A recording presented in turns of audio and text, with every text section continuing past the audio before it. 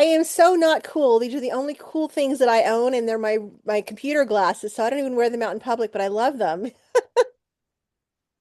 So, All right, so it's 1 o'clock and folks may filter in, but this is Cathie Hendrick-Armstrong, who's a literary agent at Marshall Lyon Literary Agency, and she's going to give us how to write the best query letter when you're asking for agent representation.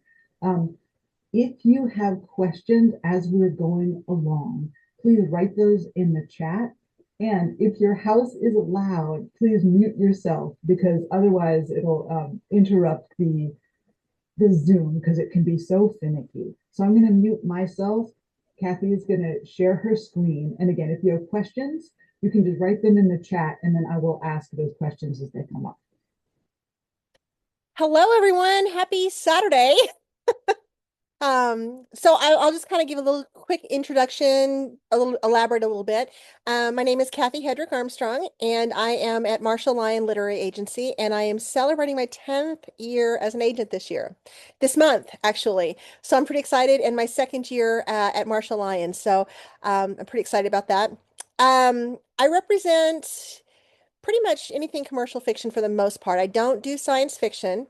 But I do, my sweet spot is romance, so any romance, with the exception of science fiction, um, or erotica. I like mysteries, suspense, light horror, basically anything commercial. So that's what I'm looking for. I'm also dipping in my toes into some nonfiction right now, specifically anything that is current events focused or women's issues focused, that kind of thing. Okay, so that's a little bit about me. I basically don't know if there's anything else you want to know about me, so if you do, just let me know. But I'm gonna go ahead and share my screen right now, and we will get started. Let's see here. Give me 2 seconds here. Okay, can everybody see that? Perfect. Okay. Um, Basically, the title of this presentation is the quintessential query. It's unlocking the key elements of a standout query. So basically, what do you need to know when you start querying your manuscript so that you don't do what all of us do, and myself included, because I was also an author before I was an agent. Um, don't query before you have everything all put together. You want to make sure you know what you're doing. So, and just, I'm going to go ahead and there will be a link to all of this so you can pull it up later if you want to, so you don't need to take screenshots or anything. But I'm currently closed to queries just for a couple of more weeks, but I will be opening again soon. So if you decide that you want to send me a query, that is the address. And then if you want to look up the agency, there's the agency address. Okay, so before you even start querying, you want to basically develop your list of of the agents that you want to look at. So you want to do a broad search. You want to make sure that you've researched your agents. You want to know, where do you find them? And there's a lot of different places you can find them. Querytracker.net is probably the most perfect place to find it. Um, to find agents, and it's a free website. You just go out there, and it'll let you search by genre, agents that are open, those kinds of things. It is free. There is a paid for service, which I think is a good deal. I never do pay for services, but it's like $25 for the entire year, and it gives you a little bit more access to other information.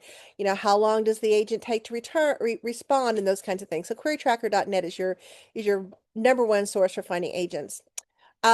Social media, if you're out on Threads or Instagram or those kinds of things, a lot of us are out there right now, and we're really trying to build a following out there so people can find us. Always Google. You can Google for literary agents that are looking for whatever it is that whatever you have. LinkedIn is a good place to find them. You can go out there and look for who's out there on LinkedIn. Manuscript wish list is probably the next best place next to Query Tracker.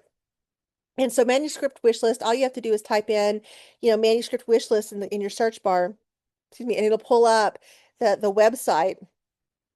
And then you can search by agent or publishing houses that are accepting queries and that kind of thing. And it'll tell you exactly what they're looking for. So Publishers Marketplace is also a good place to look. I would not pay for Publishers Marketplace. So unless you want to do it just like a 1 day thing or a 1 month thing, it can be a little bit pricey, but maybe you know somebody that that has it already and you can use their subscription and have them help you out with that. Writer's Digest often does articles on new agents that are coming out. And then conferences, things like this isn't a conference, but things like this where you can meet agents and that type of thing. But conferences, there's always, almost all conferences have like pitch sessions and things like that where you can meet agents and pitch to them and that type of thing. So those are the major places that you want to look to find an agent. I'm sure there are more off the top of my head. I can't think of anyone off the top, but those are the ones that I recommend. Okay, so you've developed your list of agents that you're interested in. Now you want to do your research, okay? You've got this list of agents that look interesting to you, but you want to make sure these agents are not just open for submissions, but they represent what you have and that they're legitimate. So you want to do your research. Are they legitimate? Google search for that. Um, you know, look out on social media, anywhere that you can find information about an agent. Make sure that they're legitimate. Go to their website, the agency's website, and um, make sure they have a solid website, see who they represent, that type of thing. Find out what have they sold. A lot of times you can find that on their website. You can also find that through Publishers Marketplace. Publishers Weekly sometimes has those things. Just basically look out and see what they've sold. You want to make sure they're open for queries. Just because an agent is represents a genre doesn't mean that they're currently open. So, for example, for right now, I have so many that I have to finish getting through that I'm closed for a short period of time so I can catch up, but I'll be reopening soon. You want to look at what are their submission guidelines. So when you go to querytracker.net, it will usually tell you kind of what their submission guidelines are, but always go to the website, to the agency's website, and double check that you make sure that you follow their submission guidelines. You don't want to give them any reason to pass on your manuscript. And the biggest reason I pass on a manuscript, honestly, is because I've repeatedly asked people not to send it to my email, and I get about 3 a day. So, and it's like everywhere you look for me, it says, please do not send queries by email. Please do not, but I still get them. And so I respond to all queries that come in properly, but when they come in through my email, I don't even respond. So, what are they looking for? Make sure that the agent that you're looking at represents what it is that you have. Now, you don't have to be super specific. If you write, you know, I don't know, a genre that has specific elements, it doesn't necessarily have to be that they're looking for those elements, but make sure they're looking for that genre. Um, so. And then what have you heard about them? That again goes back to, doing your deep dive research into, I mean, you're being private detective over here and it's almost like internet stalking, but you need to do that because for as many good agents out there, there are about half as many what we call schmagents. And those are people that just basically, hang their tile out and say, I'm an agent now, and they don't have any qualifications, they don't have any mentorship. They don't have, they're not with an agency that's been established. So make sure that you know what you've heard, find out what you've heard about them. And there is actually, one of the best places to find out more information about them is, if you type in the name of the agent and then type in, Absolute Right, which is ABSOLUTEWRITE, water cooler, and then the agent's name, you'll get a whole bunch of information about anything that authors have posted about that agent or that agency. And it'll go back, 10, 15 years at least. But you can get really good information that way. Does anyone have any questions yet on where we are? I'd rather, if you can ask questions in real time, that way you don't forget, I'm completely open to that. Okay, good deal.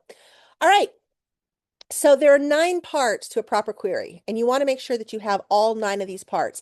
If you're missing one of these parts, you don't have a full query package. Your salutation, and I'll go through these one at a time. Salutation, which is, well, good. Salutation, your greeting, you have to introduce your title, you have to give your word count, you have to tell your genre, You need a 3 paragraph pitch, roughly 3 paragraphs. It could be two, it could be four. Um, that's interesting how I see this is typos. I did this, fixed this last night, and if you can see, I have interesting typos here. I have two titles of 1, 2, 3, 4, 5, 1, 2, 3, 4. Anyway, you also need I thought this is why I need an editor. So you also need a short author bio and you need a closing. So what you're looking for your entire query is about 350 to 400 words. And that's not exact. If you go 425, 430, that's fine. If it goes down to 300, that's fine. What you don't want is you don't want a 5, 6, 7, 8, 9, 2,000 word query. Okay. And that's really important. So just make sure that you keep it really short and to the point. Think of it like your cover letter. I know I've heard, when you write a cover letter to for a job, if you make it more than one page, you've lost them. And that's the same thing with your query, with your query. If you have more than one, that amount of words. And I'll kind of go through this, but you want to make sure that you get the important information at the top. One of the biggest problems that I see with queries that come in is, and we'll talk more about how the queries work, but I'll see someone introduce their manuscript, and before they tell me anything about it, they're going to tell me everything about why it's going to be a bestseller and why, I've got this person looking at it, it's got this many this. And what we want to know is we want to know about the manuscript itself. And if you really want to put that stuff in, you want to put that towards the bottom. So, but I'll kind of go through this one piece at a time and we'll talk about the different aspects.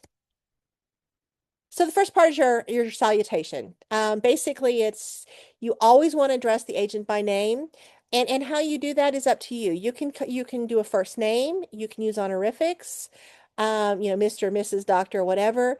But if you do use honorifics, make sure that you double check that you don't misgender.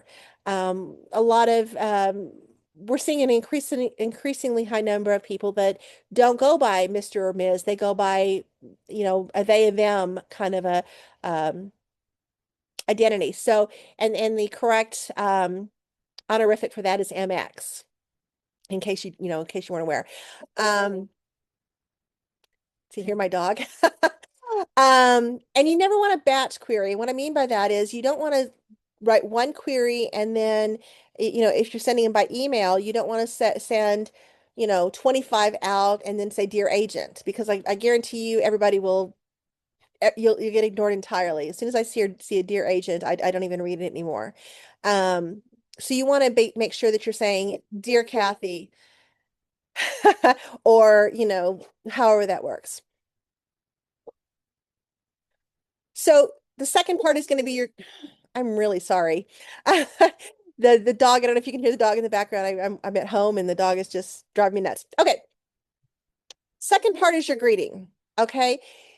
When you have your greeting, you want to think about what do you want to say? This is your first line that you're going to say to this agent. So think about, is there a reason that you've chosen to query this agent? Such as, have you met before? Do you have something in common that's worth sharing? For example, I'm a graduate of the University of Oklahoma, and I'm a huge Oklahoma Sooners fan. So every once in a while, I will get a query that says, "Hey, former alumni here," or whatever, and which is I think is really cool. Um, or my favorite ones are, if you know anything about Oklahoma football, which is I'm a huge fan. Our biggest rival is Texas, University of Texas. So sometimes I'll get a query that'll say something like, I'm excited to reach out to you. I'm sorry to tell you that I'm a Texas fan, or and it's just in good humor kind of thing. So if there's a reason to make a connection, do. So make a connection if you can, but don't make up a connection. Okay. So don't go too far. Like, trying to think, I can't think of anything off the top of my head other than kind of like a parallel thing, which would be like, I will have authors reach out to me and they'll say, Hi, Cathie, I'm querying you because of your incredible success with science fiction, selling science fiction manuscripts. I have never sold a science fiction manuscript. I don't even represent science fiction. But this is their segue into trying to make that connection, and that doesn't work. If it's not authentic and organic, it doesn't work. So make sure that it's authentic. So don't make up a connection. Friendly is good. but over friendly is uncomfortable. So I'm trying to think of an example that is overly friendly, but just be sure that it's professional, I think is what I want to say. Okay. If in doubt, no greeting is okay. It is perfectly fine to say, "Dear Cathie, this is my manuscript," uh, and I'll go into that in just a second so you can see what I'm talking about. But that's your greeting. Questions on that yet? Okay. And I'm going to I'm kind of going through this and then I'm going to group everything together and kind of show you what it looks like. So parts 3 through 5 is your metadata. That is your title, your word count, and your genre. So first thing, your title should always be bolded. You always want to bold your title so that it stands out. Um, your genre, you have to have one. I have some authors will come to me and say, "Well, I don't know. It's got this and it's got that. I mean, it's a little bit of this, but it's more." So when you have those mashups or those cross genre type things, you really kind of have to sit down and focus and think, okay, my manuscript is romance and suspense with a little bit of horror. Okay, so you've got those three genres. Well, you can't say it's romance, this, that, and the other. You have to decide where it is with elements of something else. Okay, so you ask yourself, is this manuscript, is it romance? Does it mostly follow the tropes and the themes of romance? Is that the primary story? Or is the primary story mystery? Or is this primary story horror or whatever that is? Figure out what that is. And sometimes the best way to do that is to imagine where do you see it on bookshelves? Okay. So really think on that really closely because you have to have a genre. When you have your genre, you can always say, this is my genre with elements of this or with crossover potential in these different genres. Okay. But you have to decide what is your primary genre. You can't just say, it's this and this and this and this because if you don't know where it goes on a shelf, an agent isn't going to know where it goes on a shelf, and an agent isn't going to be able to tell an editor where it goes on a shelf. Okay.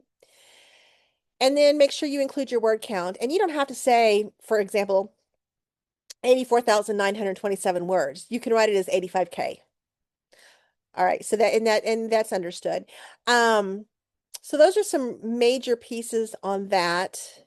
Also, just a comment about word count. Make sure that your word count complies with the industry standard. One of the things I hear a lot is, first of all, I will tell you that anything over 100,000 starts to get iffy with being able to get an agent. Anything over 120,000 is almost always a non-starter. Okay. So I always tell authors try to get below that 100,000 mark, even if it's 99,999. You really want to get below that 100,000 marker if you can. I'm not saying, go tear up your manuscript and take out big elements, but if it's possible. Um, One of the things I hear a lot from authors is, well, my manuscript is 140,000 words and I can't cut it down anymore. And I mean, when they read it, they'll understand and they'll understand it needs all those words. I'm not denying that you might need all those words or that, but you have to get somebody to read it. And if they won't even read it because of the word count, it doesn't matter if you need all those words. So, um, I guess my advice on that is really tighten it. Make every single word count. You don't have to cut scenes, but make every single word count. So make sure you do your research and make sure you know what the genre conformations are. So conformities. Do you have any questions yet? Because we'll kind of go into a little bit more closely on what we're looking at now. I have a quick question. Yes. So I finished my memoir. It's about 52,000 words. Would you say that I would round down to 50,000 or round up to 55? I would just say 52. 52? Okay. Yeah, it doesn't have to be like, yeah. I mean, if it's 52,450, I'd say it's 52. If it's 52,550, I'd say it's 53. It's kind Okay. of like that. So round up to the closest thousand, I guess is what I usually say. Okay. Okay. Thank you. Yeah. Oh, question. Remind me, I have a question for you later about your memoir. Only because I have some tools that might help you. Okay. All right. Other questions? Okay. Now I'm going to kind of show you what this looks like. So your salutation, your greeting, and your metadata. Okay. You're going to start out something along the lines of Dear Cathie. And now you're making this is your salutation. Your greeting is make that connection. It was so nice meeting you at Killer Nashville. I just threw that one out there. I had to think of something. So nice to meet you at Killer Nashville. It was great putting a name to a face. And I'm so excited to share my 85,000 word romantic comedy, Steal It with a Kiss. Okay, so you can see that I've made the connection. First of all, I've used a salutation. I've addressed the agent directly. I've made my greeting, which making my connection. We met at Killer Nashville. I'm giving you my metadata. So it's an 85,000 words. Romantic comedy is the genre. Steal It with a Kiss is the title. Okay. Or you can simply say, Hi, Cathie. I've been watching for you to open on Query Tracker. And I'm so excited to I can't see the whole thing, but send you my 85,000 word rom-com, Steal It with a Kiss. So those are two different ways to do it. A third way might be, Hi, Cathie. Steal It with a Kiss is an 85,000 word rom-com. So maybe you don't have a connection. Maybe there's not something that you can, you've sat here and thought about it, and anything that you would say would feel inauthentic. Okay. And I would much rather any day have someone come and just jump right into it, because that's better than making it. That's a lot better than being inauthentic. Okay. Part 6. This is your 3 paragraph pitch, and it's got 5 elements, and you need all 5 elements or you don't have a full pitch. Okay. The first thing is you introduce the main character.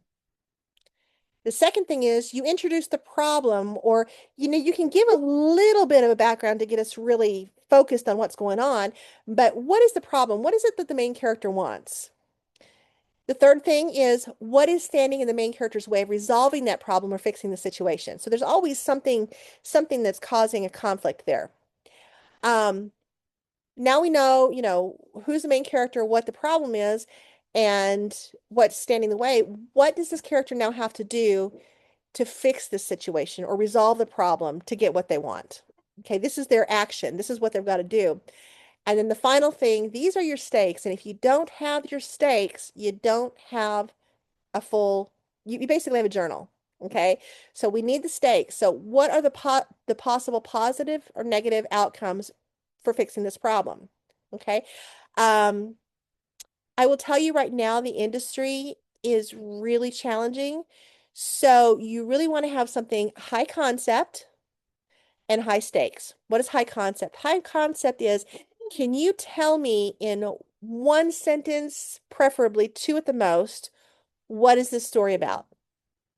Okay, that's a high concept. If you can tell me in 1 to 2 sentences what this story is about, and I can go, "Ooh, that sounds good," you've got a high concept. Okay. And then high stakes. Internal stakes are okay.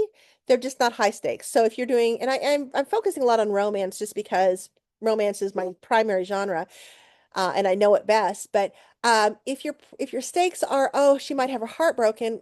I mean, that's nice, and those are stakes, but those are quiet stakes. You want something bigger. She might not only have her heart broken, but she might lose her life in the process, or she might lose everyone that she loves in the process, or something a little bit bigger than that. Okay, so that's what you're looking for. Before I go on to the next thing, do you have questions at all about the 5 pieces? Yes, Peter. Just wondering if you'll give us a version of this for nonfiction. Not in this presentation, but I do have, and that was what I was going to talk to Jessica about. I have a proposal, and I can share the link with you. I have a proposal template, and I actually kind of borrowed it from Jane Friedman and kind of adapted it for myself. Um, Nonfiction proposals are a lot different because there's a whole bunch of different pieces for it, and the template that I have will kind of go through that with you. And basically, it's similar to this, but you'll have like an overview, and the overview will be like, this is what this story is about, and this is why this is important, and this is why, this is my, it's a lot different, unfortunately. A lot more tedious than it is doing one of these. So, but there are still some things in this that you can take from it and adapt to like a cover letter or something. Thank you. Anyone else? Can you So what give does this look? Oh, I'm sorry. can you give some examples of high concept statements? Yep, I'm going to do that right here, actually. Oops, Ah, okay. backwards. Okay. Um, and I cannot see, let me see if I can, unfortunately, I cannot see everything that I want to. Oh, I just lost what I was doing. Okay, that's not fun. Do you still have my, can you still see it? Hmm. We can see I it. lost it now. All right, I'm gonna, I don't know what I did. I did something, uh, give me a Is second if your you don't Zoom mind. screen up? I lost my screen. I did something and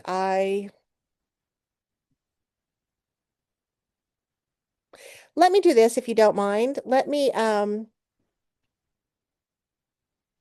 Many times the problem is that your view is in full screen. So you've got to get out of full screen on your side in order to get back to your different, tabs or windows. well, what I did was, unfortunately, I pressed a button so that now all I see is everybody. And I can't find so give me 1 second. I'm going to stop sharing and then reshare if that's okay. Um, hmm. Okay. I don't know what to do with this. Just give me 1 second. Oh, there we go. I got it. Okay, can you see it okay? Okay. So this is what this is going to look like, okay? First of all, the elements in red are the things we're going to focus on. Stella McCartney, and so if you notice that we've introduced the first main character, Stella McCartney is what polite society calls a train wreck. Flamboyant, irresponsible, and unhinged. She's known as a train. That's why I was trying to move this because I cannot see how to. Oh, there we go. Okay, sorry. Um, she's known as a trailer park beauty queen in her redneck Florida town, aka Trash. So when her grandma gets scammed by the town's shady car salesman and finds herself unable to afford her medication or transportation to her doctor's appointment, Stella knows she's the only one who will come to her grandma's aid. To get revenge, she cooks up a plan to steal the money when the scammer makes his weekend deposit at the local bank. Seems simple enough. Her hairdresser thinks it's a great plan, and how hard can it really be? So to stop there, the first thing we've done is we've introduced the main character. So Stella, we've introduced who Stella is and what it is, who she is basically, that she's a train wreck, that all these things. We've started introducing the problem, which is that her grandmother's been scammed and she's she's got to figure out what to do with her grandmother. So this happens to be a dual POV. And I specifically chose a dual POV because some of you are starting to do more dual POVs. So what I've done here is there's two major two points of view. There's Stella is one point of view and Max is the second point of view. So we introduce Stella first, and then we go down and then we introduce Max. Okay, so now we've done Stella. Max Dean spends his days calculating risks and running statistics on the probable outcomes of everything. That's what makes him a great bank teller and future loan analyst. The only risky thing he's ever done was date Stella McCartney and fall for her infectious charm. But Max is done with all of that and Stella.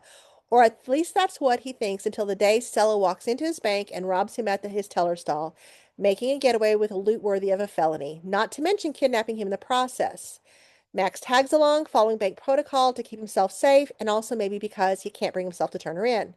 And really, what's a guy to do when the woman he won't admit he's still in love with gets into trouble? Well, go along with her harebrained scheme and try to keep her from going to prison, of course. Okay, so now we've introduced Max as the second POV, and we've introduced the second part of the problem, which is she's taken him, she's robbed his thing and his teller, and he's going to go along with her. Now we've got a problem. Now what we got to do? What do we have to do? Together, and maybe under a little duress, Stella and Max embark on the escape of a lifetime. Filled with biker bars, potential UFO sightings, and plenty of uniquely Stella shenanigans. Between the chaos, the spark of their old love sputters back to life, and both begin questioning if their old faults were really as divisive as they once believed. But if they have any hope of a happily ever after, they'll have to make it to the border before the cops or bad guys close in, and they end up spending the rest of their days in different prisons. And should have said or dead. Okay, I didn't get that whole finished up. Should have said in different prisons or dead. Okay, so we have the solution to the problem. So they're going to escape. Basically, they're going to run for the border. Okay.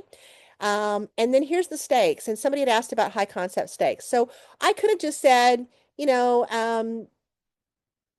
I could have just said, you know, there are there differences as divisive as they once believed. Maybe they can figure this out and have a happily ever after, or they'll have their heart broken. That would be a low stakes.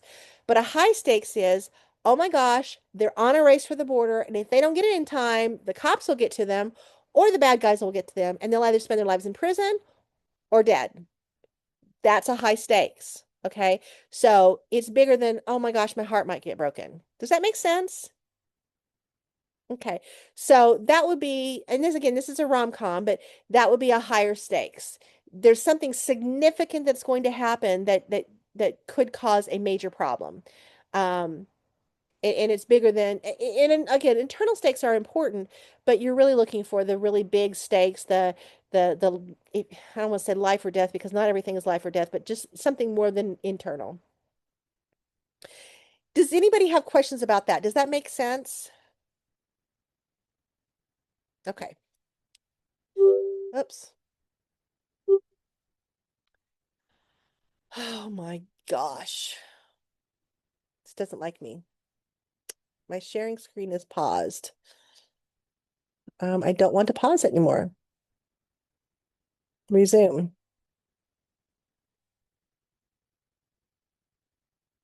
Okay. I think we're on the right thing. Okay, part 7 is your comp titles. Okay. This is important. A few years ago, I didn't do this is part of what I revamped with my presentation is when I did this first one 5 or 6 years ago, comp titles were not that important. They're very important now. Okay. Comp titles. 3 is your lucky number. You want to have at least 3 comp titles. They need to be recent. They've got to be within the last 2 to 3 years. Anything longer than 2 or 3 years is already out of the realm of helpful to you. It's got to be in the genre you're writing. So if you're writing adult, you don't want to comp a young adult title or vice versa. If you're writing a thriller, you don't want to comp a horror title. The exception to that might be if you've got some crossover genres. You know, if you're um, if you're looking at this is mostly a mystery, but it's got these other elements, you know, give a couple of really good things in your genre, but you can also say it also has elements of this and that. So that would be helpful. Um, it does not have to be an exact replica of your book. So you're looking for themes. If you're writing a book about a plane crash on a deserted island, your comp title doesn't need to be a plane crash on a deserted island. What are the themes and elements of that? Well, okay, so it's a remote location. So maybe instead of it's a plane crash, maybe it's they're locked in a mansion and they can't get out, or maybe they're in the Appalachian Mountains and they can't find their way back. So those are, you know, those are similar themes. Um, if that makes any sense. So you're not looking for an exact replica, you're looking for themes. Where do you find your comp titles? Novelist is one of the best places to look. So what you need to do is talk to your librarian, ask them if the library subscribes to Novelist. I know from my library subscribes to it, and I can log on from my home computer and use my library card number to get in and look at Novelist. It's a website that you can type in the themes and the tropes and those kinds of things that you're wanting, and it'll bring up titles. I find that a little harder to use than to say, okay, let's say I know that this is not a good example, but let's say I've written a book and I know that Harry Potter is a comp title. Okay. Well, Potter's what now almost 30 years old. Okay. So that's not going to be a good comp title. And plus the fact it's huge, it's a huge book. You don't want to use anything too huge. Um, so maybe I'll type in Harry Potter and I'll type in the book Harry Potter, and then it'll give me an option to say read alikes. So you bring up the read alikes and then you go in there and you say, oh, okay, so there's these 10 books that are like Harry Potter. You're going to need to go look up each book, see when they were published and that type of thing. Because again, you want 2 to 3 years within the last 2 to 3 years. And just be really careful that your comp titles aren't so huge that everybody, even if they're not a reader, knows what you're talking about, because that's almost like reaching too far. So try to find something that's a little more accessible, um, that's not necessarily a blockbuster number one bestseller or something like that. Try to find something little more modest but still successful. Um, and you do want to make sure, if you can, that it is traditionally published and not self-published. And no that's no diss on self-publishing. It's the reason for that is that agents are going to use this list that you give them, and they're going to work with them for publishers. And publishers use actual print sales numbers to decide whether or not that's a good comp title that will make it marketable, that will make it successful. And most self-published titles are their sales are driven by ebooks, and the publishers aren't looking at ebook sales. They want to see actual print sales. Okay. Other places that you can find these are Goodreads. If you like this, then Google books like this. Okay. So those are the kinds of things that you want to look for. Anyone have questions on comp titles? I'm sorry, so I thought I saw somebody. Jessica? Yeah. So I mentioned that I'm writing a memoir. I finished a memoir. My I have three comp titles, but they're definitely not within 2 or 3 years. Do you think that matters as much with memoir? I have one that's quite recent. I have one that's much older, and then I actually have a television series as well. Mhm. So what are your thoughts about that? I would say yes, and so, and that's a good question just across the board. If you have a television series that it gives the feel for what it is, absolutely use it. If you have an old title that really gives a feel for it, definitely use it, but it doesn't count for your comp titles. Okay. So you might say X meets Y. So this film meets this old book in what I have here. But and I hate to tell you this on nonfiction, you're going to want to have 5 to 10 comp titles. Even for memoir. Yes. Yes, what you're doing with memoir, because memoir especially is really hard to sell. Um, and so you got to do everything you can to prove that this title is has a place in the market. So you definitely want to do two within the last 2 to 3 years. Um, yeah. And again, we're looking at themes here, Jessica. We're not looking at it doesn't have to be this is exactly the same thing, but themes is really what you're looking at. Yeah. Okay. Okay. Thank Other, you. yeah. Other questions? Yeah. Peter. Oh, sorry. So, talking about themes, Hmm. my book is urban fantasy, Hmm. but the closest thematic match I can think of for it is Murderbot. Murderbot is a ro killer robot in the future who's actually a good-hearted character. Mine is an ancient Mesopotamian demon who's actually a good-hearted character. It's a very close fit thematically, but Hmm. not exactly the same genre. So it's like if Murderbot were a demon, but we're in the TV show Succession, you'd have it. Perfect. Succession, the TV show Succession meets Murder Box Uh-huh. in my urban fantasy this, but it doesn't count as a comp title.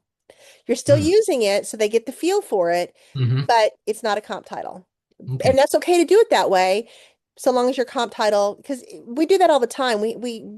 Um, I'll give you an example. I just sold a dark romantasy, a vigilante stalker dark romantasy, and if I remember correctly, I pitched it as Dexter meets something else, and I can't remember what the other thing. So Dexter obviously is a TV show, is an older TV show, but you get the idea that it's a vigilante. So this is a vigilante. So Dexter meets whatever a romance is or something like that.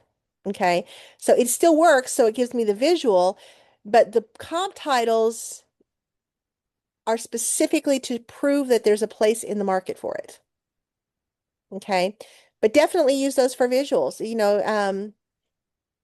absolutely. So back to themes then. So again, thematically Wait, or Jennifer element Jacobson wise. has a question. I'm sorry. Jennifer Jacobson has a question. Okay.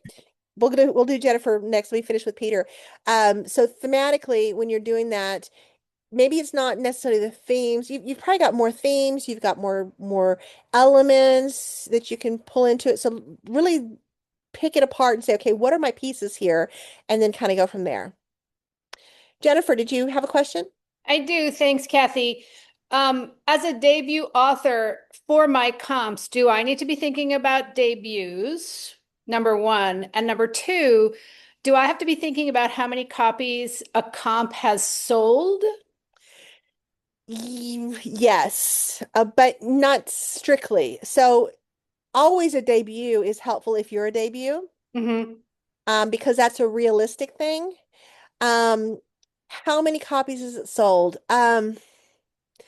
If it's so obscure that nobody's heard about it and you go out in there and you look at the reviews and they've got 2 reviews, I probably wouldn't use it.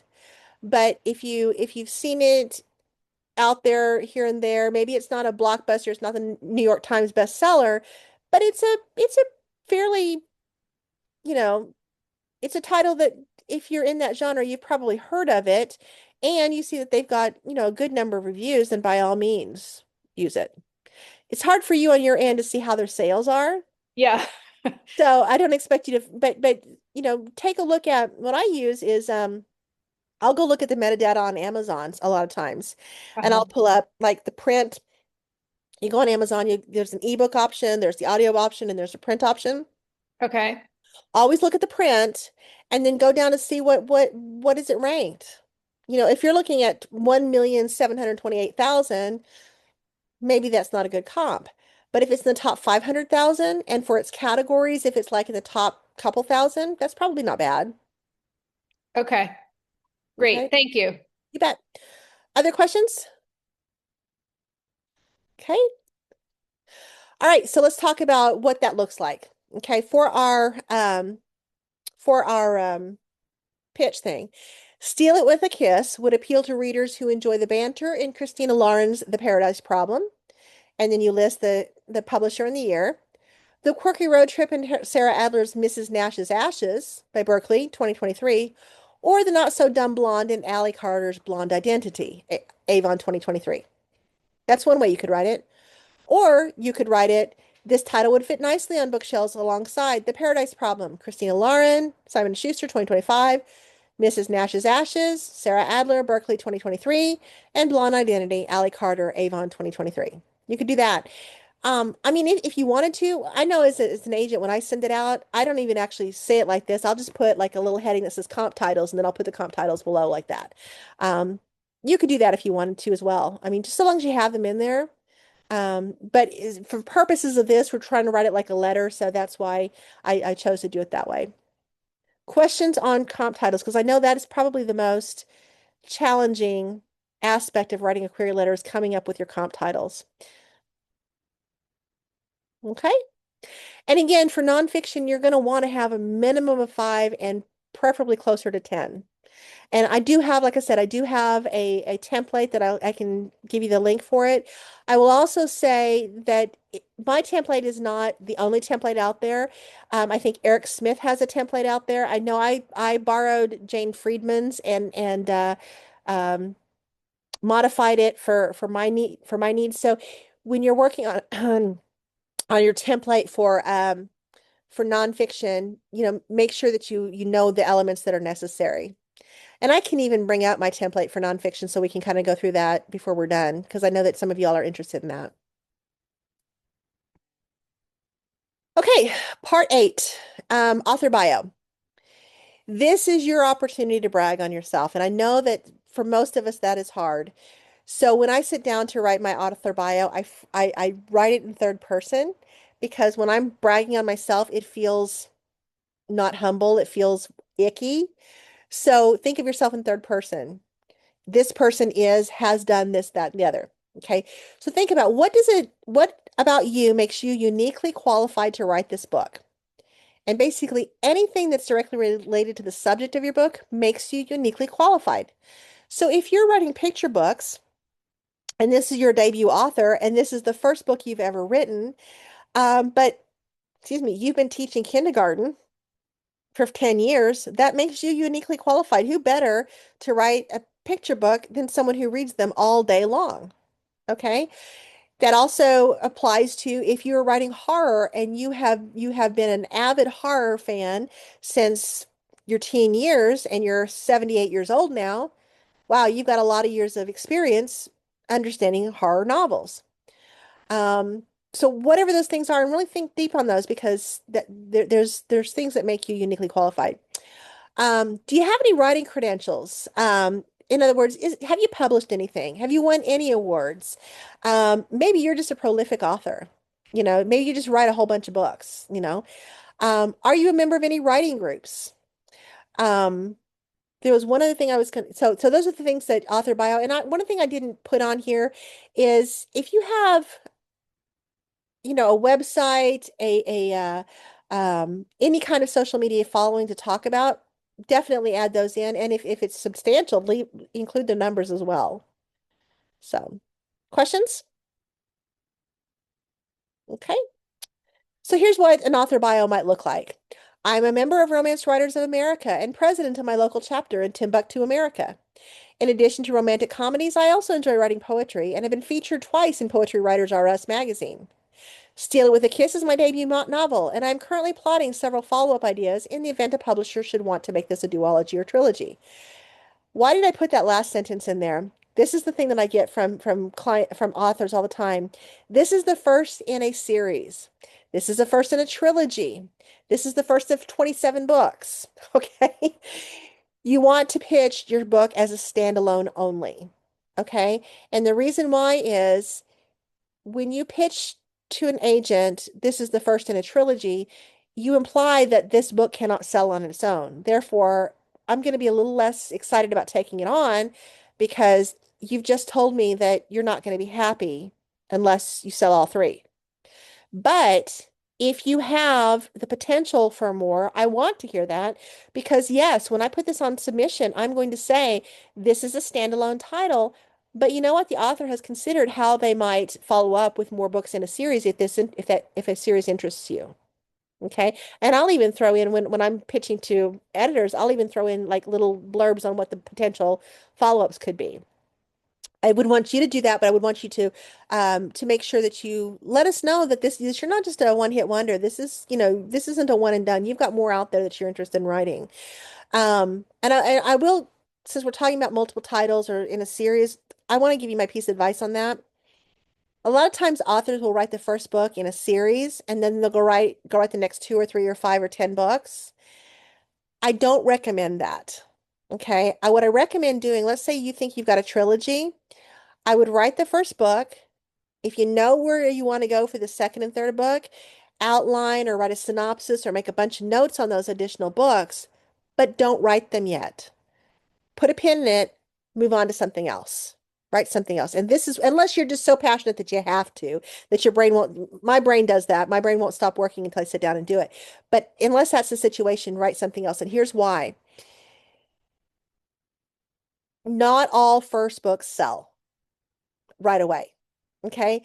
So what happens with, there's this misunderstanding that when you get an agent, oh my gosh, my book's going to sell. I'm going to be a bestseller.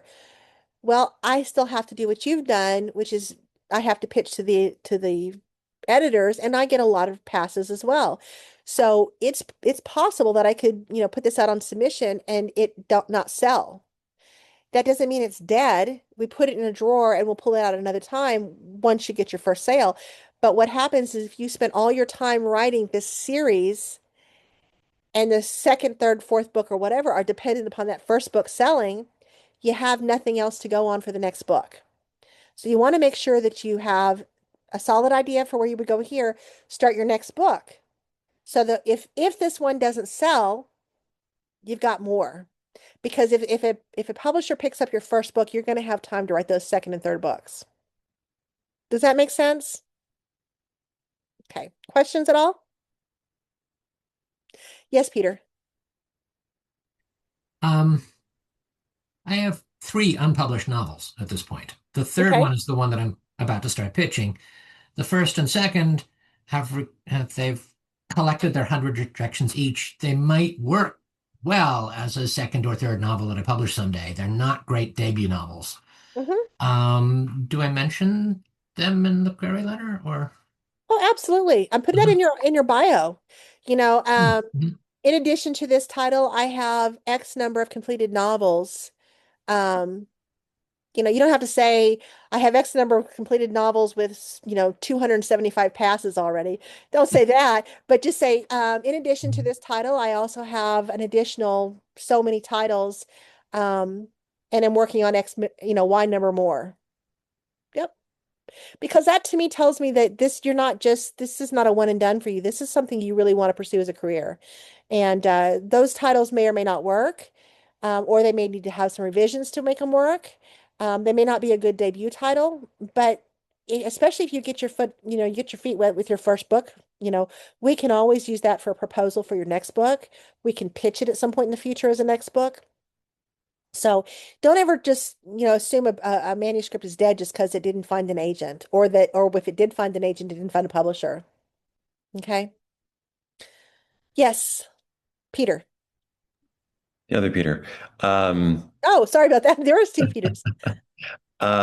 so I guess this is the right time to ask this question. My impression is that the average publisher wants to choose the title to the book. They want to choose the cover, the layout, design, and so forth. And so I'm hearing that there's a little bit of a tension between the author putting out there, well, this is what I think about the title, cover, layout, whatever, versus allowing publishers to have control over that. Do you have any thoughts about that? I think that's over exaggerated. I think that if your title is a really good title, they're not going to change it. Okay. I would say of all the books, I'm just looking at what I have here. Most of the books I have, most of the books I've sold, I'm looking behind me. Most of the books I've sold, we haven't changed the title.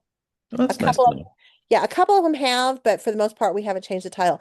When we have changed the title, in almost all cases, the publisher will reach out to you and will get your input on it. So you don't have final decision-making power. You can't veto it entirely. I mean, they can still override you on the veto, but they want to work with you. They want to make sure that the title is something that you're happy with. Okay, so that's the first thing. Your cover, yes, they do have the final say on the cover, but they do ask for your input. Most of them will have you fill out a form that says, this is what I envision. These are the elements I envision being on my cover. And then they'll come back with a cover. And when they come back with a cover, you get to have some feedback on it. So a good example is this one. Oops. Haha. This is a book that we sold. First of all, we did not change the title. So the title was the author's original.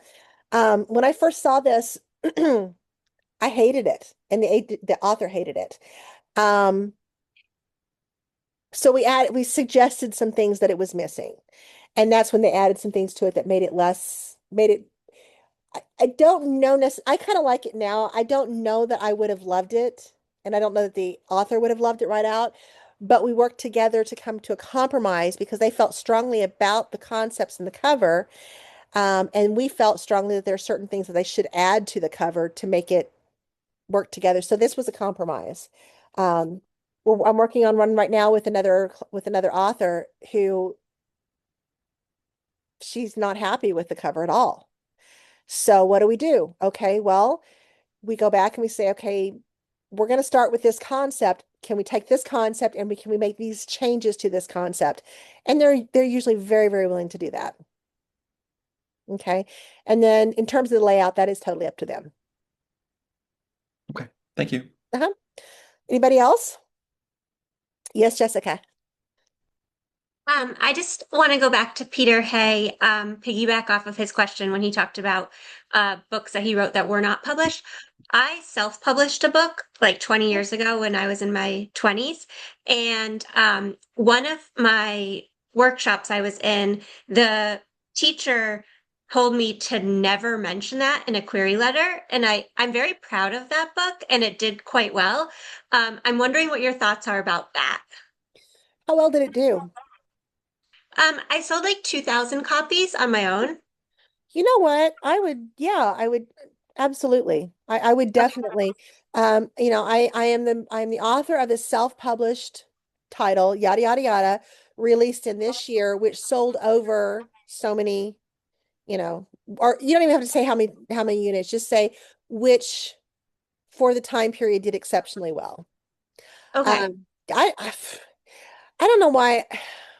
There's an old idea, and I don't think it's valid anymore. There's an old idea authors believe, or maybe it was true at one point. It hasn't been necessarily true in my lifetime with publishing, but an old idea that if you've ever self-published something, you'll never get an agent for a trad deal.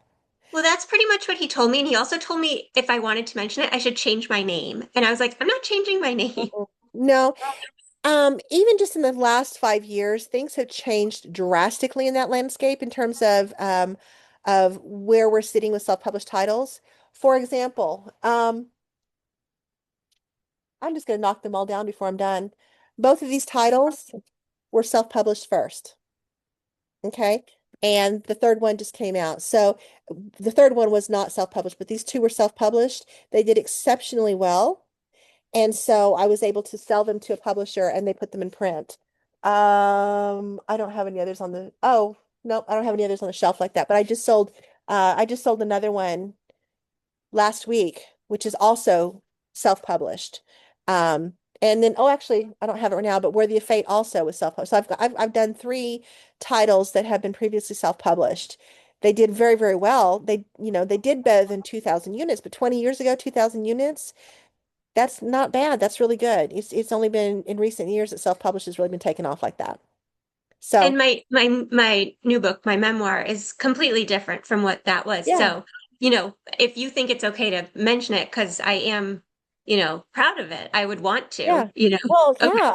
Yeah, definitely. So I don't have a problem with that. I don't think that it's going to help you or hurt you. It's definitely not going to hurt you. I don't necessarily think it will help you, except perhaps the fact that it sold 2,000 units in a period in time where self-publishing was a lot harder than it is now. Okay. 20 years ago, we were just getting the internet really, really firmly established so people could start promoting stuff on that kind of stuff. So I think you did fabulous. Congratulations. Thank you. So, okay. Other questions? Okay. Part 9, your closing. Simple is sufficient. You can just simply say thank you for your time. You do not need to tell them that the manuscript is with other agents. They expect that it's with other agents.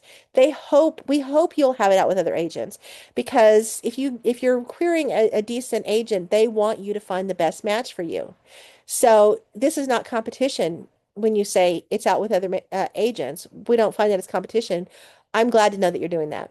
You do not need to tell them that it's available, the manuscript's available on their request. They know that. You would not be querying them if it wasn't ready for request. Um, However, it is okay. It's always okay to let them know that you follow their submission guidelines. In other words, per your submission guidelines, I'm uploading the first 50 pages or whatever that is. Okay. The value add to letting them know you follow their submission guidelines is letting them know that, hey, you're paying attention. Okay. I want to add a couple things real quickly, and I don't know if I cover these before I forget.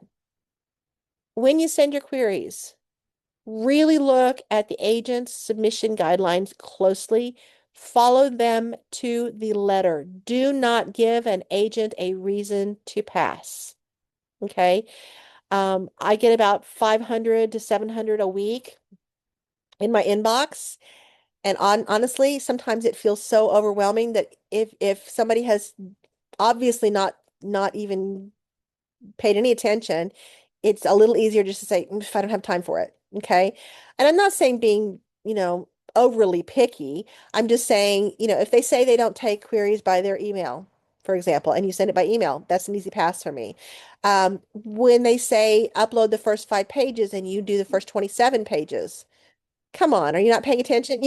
5 pages to 6 is one thing, but 5 to 27, if it's noticeable, because this is somebody that I'm going to have to work with long term, and if I can't count on someone to pay attention on small things, what happens when we have big things that we have to deal with? And also, this is an indication of how you're going to work with a publisher. And I need to make sure that my clients are not challenging with publishers because they don't want to take more of my stuff. So I can be as challenging as I need to on your behalf. So if you have a problem with a publisher, I'm going to be your bulldog, and I'm going to go in there and I'm going to be challenging if I have to be. I just don't want you to be challenging. So, other questions? Okay. So you're closing. Thank you for time, and I look forward to hearing your thoughts. Or perhaps, per your submission guidelines, I'm attaching the first 10 pages of my manuscript below. Oh, gosh, I didn't even put a period at the end of that. Thank you for time, and I look forward to hearing from you. This is what happens when you do things at 11:30 at night. All right. So what does this look like in the big picture? What is your query letter going to look like? Okay, this is it all put together. I've been watching you to open on Query Tracker, and I'm excited to share my 85,000 word rom-com, Steal It With a Kiss. And then you go into your next 3 paragraphs, which are what we talked about already, where we're giving our blurb there. This is the important thing. This is what's important about your manuscript. We want to know what it's about. And then you're going to go into your comp titles. This title would fit nicely on bookshelves alongside this, that, and the other. Thank you for your time, and I look forward to hearing your thoughts. Very, very short, very concise. This is actually 433 words, and I said 350 to 400 words. This is actually a little longer because it's dual POV, and I had to introduce a second character. But if you just have the one character, the one POV, you're just looking at about 400 words. And this is, if I were to guess, I'd probably used about 50 words just to tell Max's side. Okay. Questions about that? We did have one question about how finished your novel should be before you submit. Oh, it needs to, before you submit anything, before you even start the query process, this is what I tell authors. Number one, you need to have it as edited as you possibly can. You want to go through and it is as perfect as you can make it. Then you want to see if you can find critique partners. These are people that are other writers that they don't have to be in your same genre, but they understand what to look for to make your manuscript better. So you get critique partners, and usually what happens is you get a critique partner and they share their work with you and you share your work with them, and you give honest feedback, things that will make the manuscript better in your own opinion. Okay. Take those back, you make any necessary changes. Again, you polish it to the best of your ability, and now you're looking at beta readers. Beta readers are those people that are just readers. These can be family members, these could be your best friends, these are people in your community. But this time you're looking at people who, let's say you write mysteries. You want someone who that is their favorite genre and they are reading mysteries. So what happens is commercial fiction has the genres have their own what we call beats basically, and these are certain pieces that have to be in there in your manuscript. A beta reader who is a passionate reader about romance or mystery or horror, they're not going to necessarily know, excuse me, that there are certain beats, but they will feel them because they're used to reading them and it just comes naturally. So they will know if those beats are off, and they won't be able to say, oh, your beats are off, but they'll be able to say, well, this didn't feel like it flowed quite right, or it felt like it dragged here, or I had questions there. Um, you want people that are going to give you honest feedback, and the best way to do that, I think, is to go and get Google Forms for them to fill out, and you ask specific questions. Was there any point where you laughed or you cried, got an emotional reaction? Was there any point where you were bored? Was there any point where you needed more information? Was there anything that surprised you? Was there anything, those kinds of things, and let them submit it anonymously, because your friends are not going to want to tell you something that's going to hurt your feelings.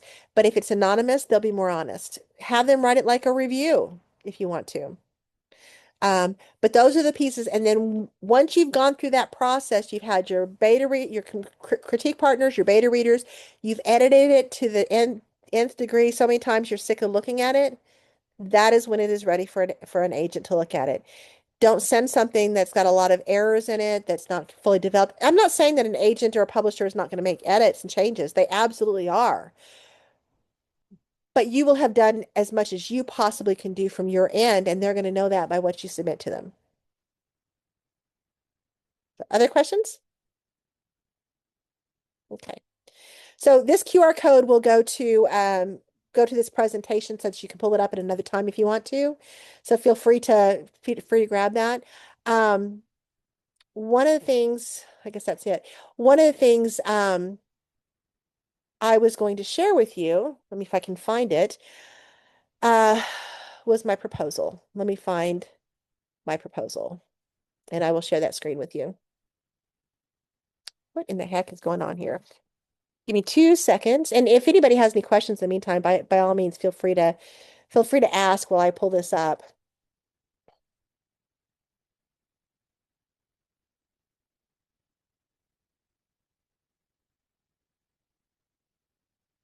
Sorry, I'm finding that the template for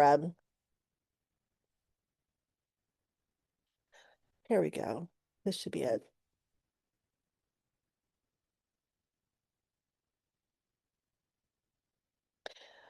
That's not the one I want.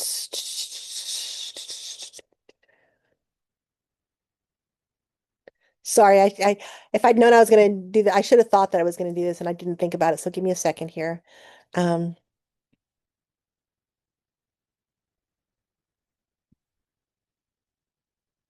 you know what I'll do? I'm gonna show you instead. I'm gonna show you a proposal by one of my clients.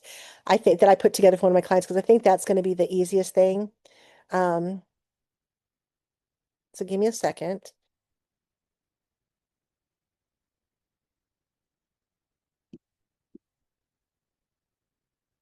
Golly, I just cannot get rid of this stuff. Okay. Whoops. Okay. Let me share my screen again.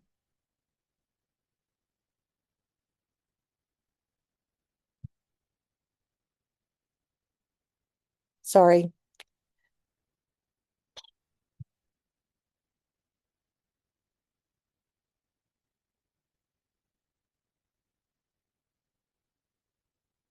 Okay.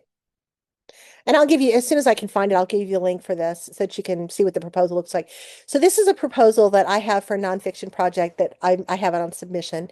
So you're going to have like your first page. This is going to be quite lengthy. You're going to have your first page. You're going to call it a book proposal, give it a title and everything, and who submitted it. You're going to have a table of contents page. Then you're going to go into the overview. Your overview is going to be, what is this book about? Okay, what is it that you're doing? And why is this important? Why does anybody want to read this? For nonfiction, you need to make a connection with the reader. Why does a reader want to pick your book up off the shelf if they're at Barnes and Noble or walking through the memoir place or whatever, and they see your book? What are they going to get out of reading your book? Okay, so make that connection with the reader. And that can be, a couple or 3 pages, double spaced. Then you're going to go into your about the author. I always like to put a photograph. That's perfectly fine if you want to put a photograph. But this is going to be your bio. You're going to want any links to anything in there. And that can be anywhere from 1 to 3 pages, probably.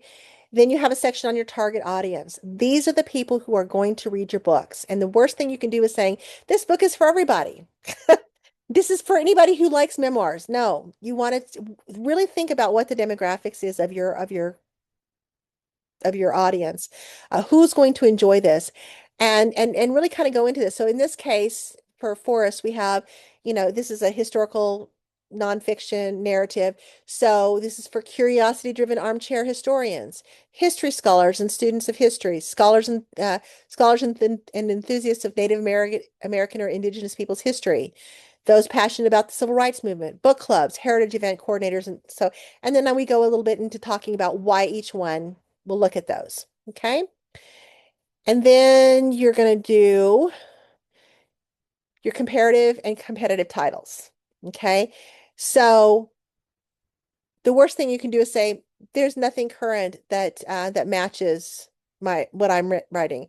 There's something current out there. Or if there really isn't anything exactly like that, like for instance, Killers of the Flower Moon is too old. We use that one because it's so closely related but then we added more. Okay. And you're going to want to have the author, the publisher, the copyright year, what format it was in, the ISBN number, page count. And so we do all of these. Okay. And then I like to break them down myself and explain why I'm using them as comp titles. Okay. So that's kind of how we do that. So that was the first one. The second one's the barn. So for each of those titles, I like to explain why. And it doesn't have to be as long as I put in here, but that's how I prefer to do it when I'm putting it on submission. And that I think will be helpful to you. The more the more information you can put here, the better off you're going to do. Then you're going to do your marketing promotion, and this is the hardest piece. Okay. This is, how do you plan to sell this book? How do you plan to sell this book? Okay. So talk a little bit of it, and then here we go. Talk about any articles, blog posts, or other media links that you've been featured in. You may or may not have that. If you've done any speaking engagements, if part of your platform is to go to different high schools, list those, and the dates if you have them. Where do you plan to reach out? Okay. In this case, I put author knows this person or is acquainted. Author's not acquainted, but is comfortable contacting these people. I put links with it too. You know, if I'm going to contact Jay Johnson at WFXR, I want them to know who Jay Johnson at WFXR is, because that means nothing to them. Okay. So you're going to want as much as you can put in here. Okay. Because that's what's going to sell you. Networks for endorsements or blurb requests. These are people that you feel comfortable reaching out to that can give you a blurb and why they're good people to do it.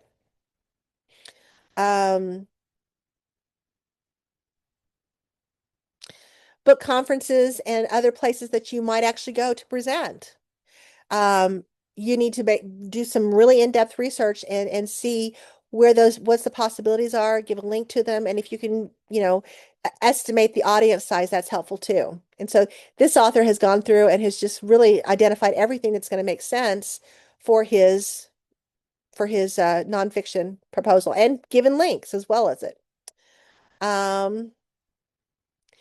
Bookstore contacts. If you have bookstore contacts, who do you feel comfortable reaching out to?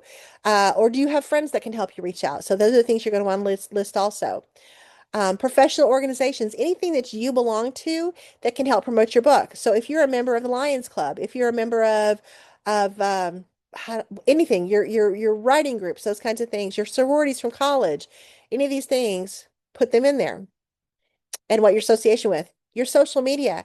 Now, in this case, this author doesn't have necessarily the strongest social media, which people think, oh, well, my platform has to be social media. It doesn't. That's why we used all the extra stuff, because he is his platform, he's an academic.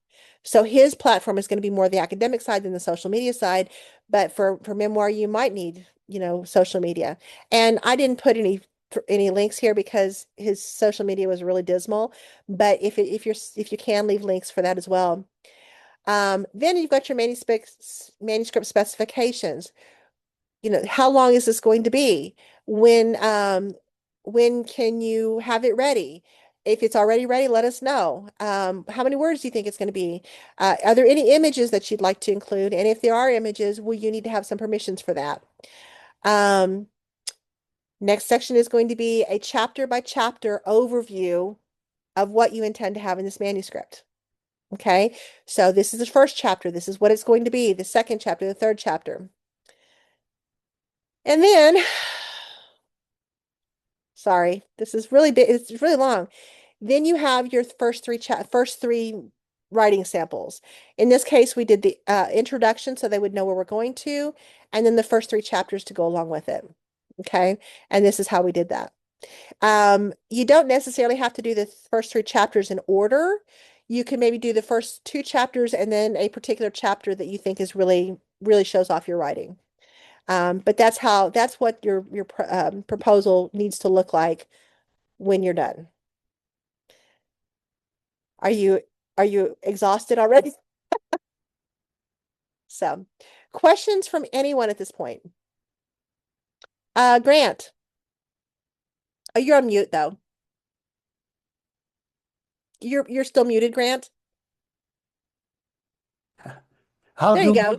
how do we get copies of these slides?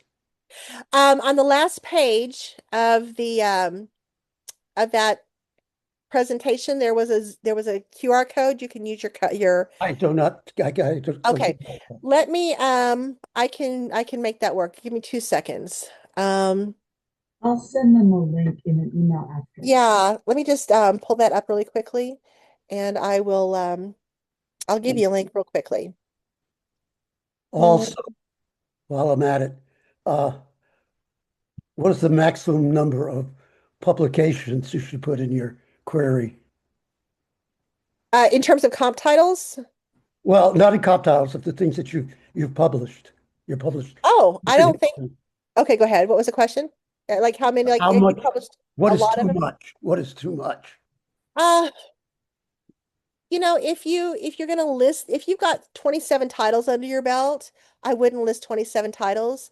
You might list your most popular one or two, three maybe, and then say in addition to these, you have another X number of titles. And since most of my stuff is science fiction, if I'm trying not to sell somewhere else, should I mention science fiction publications? What genre are you writing in?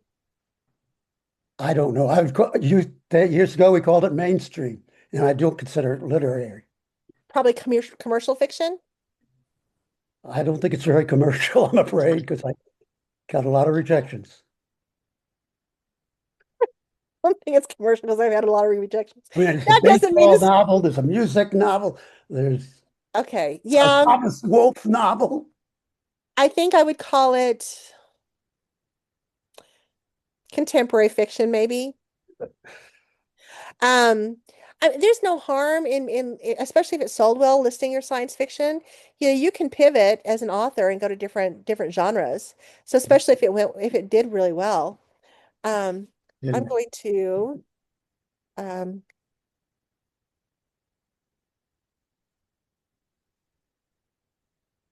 okay, I'm just going to see if I can give you a perfect. Okay. This will be the link and it'll be really super easy for you. I'm going to put it in the chat. If I can find the chat. There it is. um, And Elizabeth has a question when you're ready. Okay. 2 seconds here.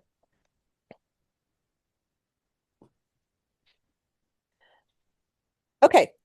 The link will be, it's a tinyurl.com I'm not. backslash. Okay, can you go to the chat? Yeah, it's not there. Hmm. Probably everybody else is because I don't know how to use Zoom very well. Okay. I'm gonna, if you want to grab a pen, I'll give it to you. Okay, go ahead. It's tinyurl.com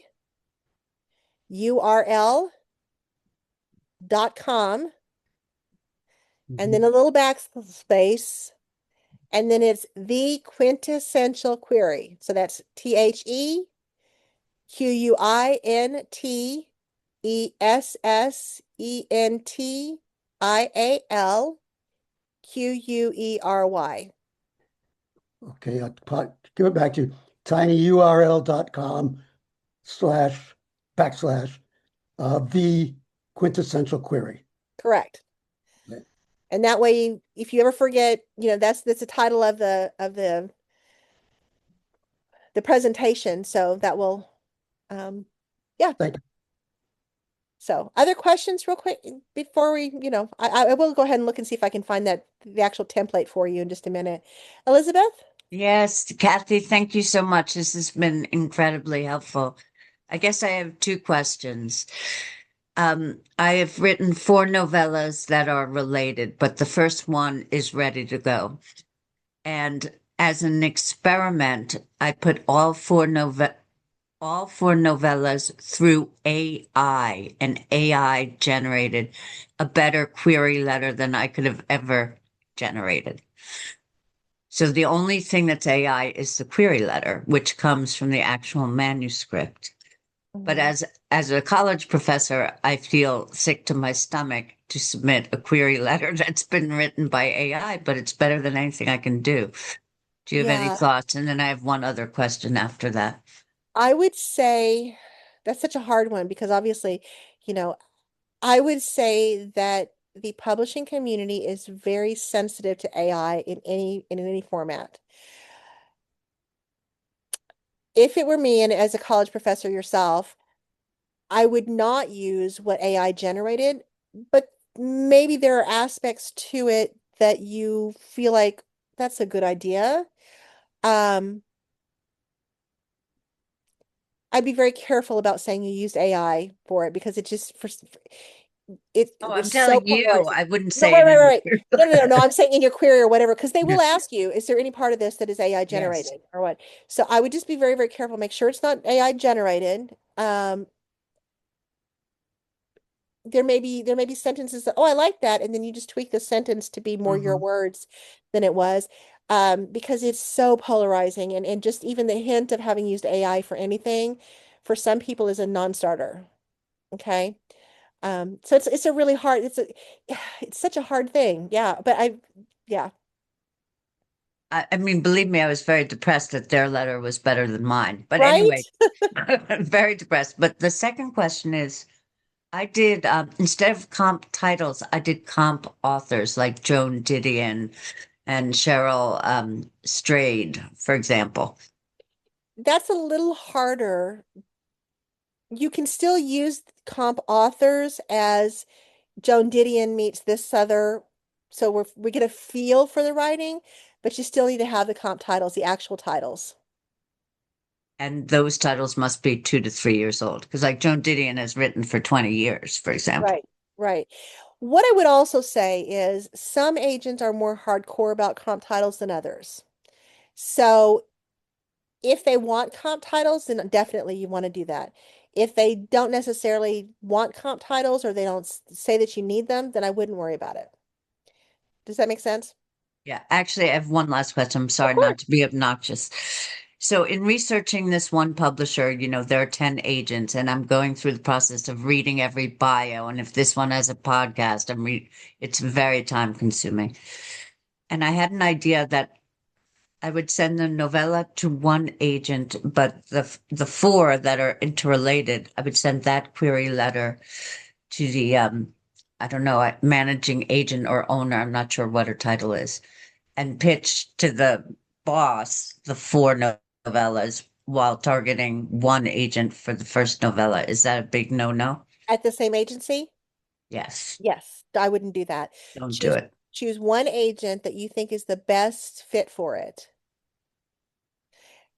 Does that Okay. do you see this as four novellas in like an anthology, or do you see this as four individual novellas? They're standalone. What the common thread is the narrator over a decade of time. I mean,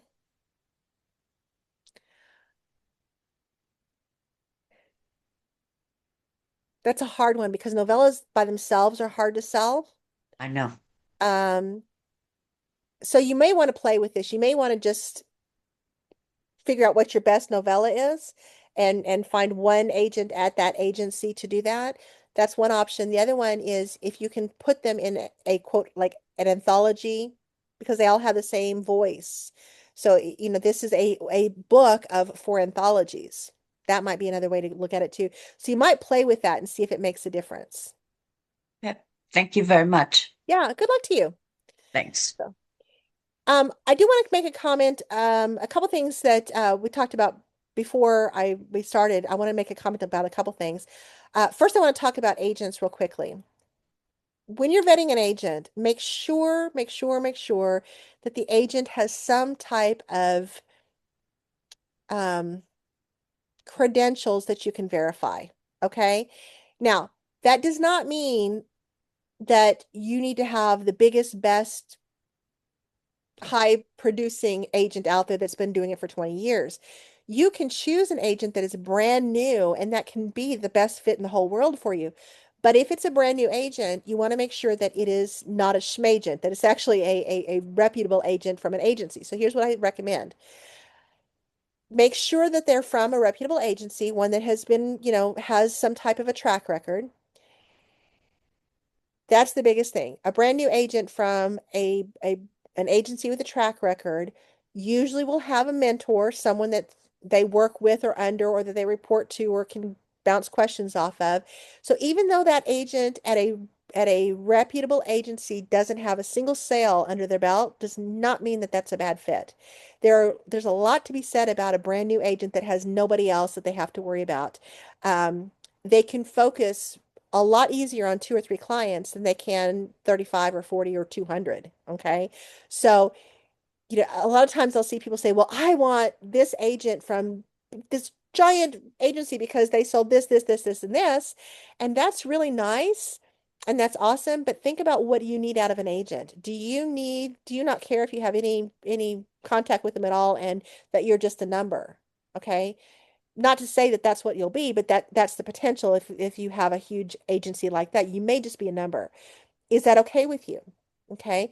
Sometimes when agents have a lot of clients, sometimes what happens is, if this book doesn't sell, I don't have time to keep dealing with this. Not me, but this is some of the thought process. So sometimes with really huge agents, if that book that doesn't sell, they may drop you, and you'll have to be finding another agent. Whereas a smaller agent, maybe doesn't have any sales, has more time to say, you know what, this one didn't sell, we'll put it in a drawer, let's pull another one out. What else do you have? Okay. So really think about what that relationship is, with that agent. What do you need from an agent? What kind of communication style do you need with your agent? The most important thing I can tell you is, you should not be intimidated by your agent. You should not be afraid to send the occasional email because you need information or want to share information. If you are afraid to reach out to your agent, then you have a power imbalance, and that is a bad, bad fit. Hard stop. Okay. There's a difference between that and just not wanting to reach out. But if you need to reach out and you're afraid you're going to bother that agent, there's a power imbalance there, and you can't have that. It has to be a partnership. My opinion is, it has to be a partnership. So that's important. A couple things. The publishing industry has changed a lot in the last couple of years. As I was talking to, I think it was Jessica, 5, 6, 8, 10 years ago, self-publishing, if you had a self-published book and you wanted an agent to pick it up, it was a non-starter. If it'd been out there at all, you were not going to get it published. Recently, however, big publishing houses are open to that if they can see a strong potential in the market. What makes a strong potential? If it's self-published and it is just taken off and is doing great, and maybe the print rights haven't been exploited. So let's move in there and we'll do the print rights and we'll make money off of that. That's a good thing. Sometimes the concept is just so phenomenal and it's doing okay, and they'll pick it up. That's a little harder. The absolute hardest is if you put something out there, you self-publish it, and it does nothing. It just sits there, and grandma buys it, and your Aunt Susie buys it, and mom buys 47 copies to hold up her television. I'm saying that with a little bit of snark, because my first book was traditionally published, but my mother was so proud that she bought like 20 copies. And when I went to her house, when my dad passed away, I have never heard the end of it. My brothers are still laughing at the fact that she was using it to prop up her television. She needed it to be higher. So she had like 5 copies on this side and 5 copies on this side to make her television a little bit higher so she could see it better. So so keep that in mind. And then the industry's change just is constantly changing. Some of the things that we're seeing different. We're seeing mashups. I said you have to know what your genre is, and you still do, but we're seeing mashups, which is like romance with horror. We're seeing you know, contemporary with thriller aspects or whatever. So we are seeing more mashups, and we are also seeing dark romance. If you're a romance writer, that is something that is just taken off. Like I would never have believed it 6, 7 years ago that some of the dark romance that's being published right now would ever be marketable in the trad space, because they're so conservative. One of the most fun tropes, or not tropes, but themes or whatever that's going on right now in the romance space is dark romance, specifically dark rom-coms. For example, your dark stalker vigilante, whatever rom-com, as opposed to, which sounds so weird, you got a stalker that's a rom-com. Examples are Lights Out by Vanessa Allen, I think, Butcher and Blackbird, X Marks the Stalker. Those are really, really fun. So questions at all? Anything that I can help you with? Okay. Real quickly, I'm going to find that template and give that to you. So hold tight. The proposal template. Otherwise, you can do a Google search for Jane Friedman has a great one, and that's let's see here, template.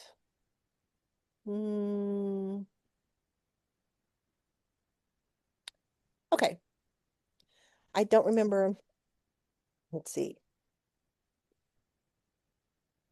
Let me see if I can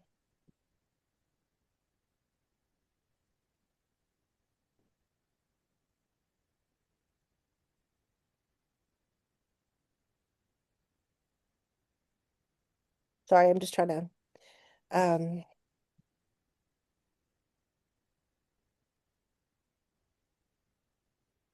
okay.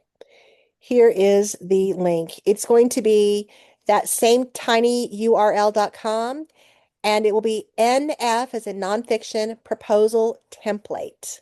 And I'm going to put that in the chat so that you guys have it. I do those tiny URLs a lot because it's easier to remember tiny URL and then something that follows after it. So tiny URL NF proposal template. And that's the one that I use for the proposal I showed you. But, mine is not the only one out there. Jane Friedman has one. Eric Smith has one. There's a lot of them out there. Just, see which one that you like and use that. And remember on your proposals that the more information you can give about your platform and your ability to sell from your end and reach out to these different places, think outside the box. If you're from a small town, you know, I always think of Boondocks, Iowa, for example. If you're from Boondocks, Iowa, and that is actually a place, and you have, or Nowhere, Oklahoma, if you're from these little small towns, and you've sold, you've published a book, your small town newspaper wants to know about that. And they're so excited, and they will do a feature story on you. And that's the kinds of things that you need to be looking at, not just your small town newspaper, but everything nearby, and even maybe your bigger town media sources. Any other questions real quick? Okay. Well, I thank you guys. Thank you everybody for having me. I really enjoyed this. It was a lot of Thank you fun. so much. Oh, I loved it. And Jessica, I'm really excited for you. I really do think that you should mention your previously published title. Don't let anybody take that away from you. Thank you. So, Thank you okay. so Thank much, you. This is Kathy. really You're so helpful. Thank generous. you. Thank you so much. You guys have a wonderful weekend. You Yeah. too. Thank you. Okay. All right. Take care. Bye. Bye.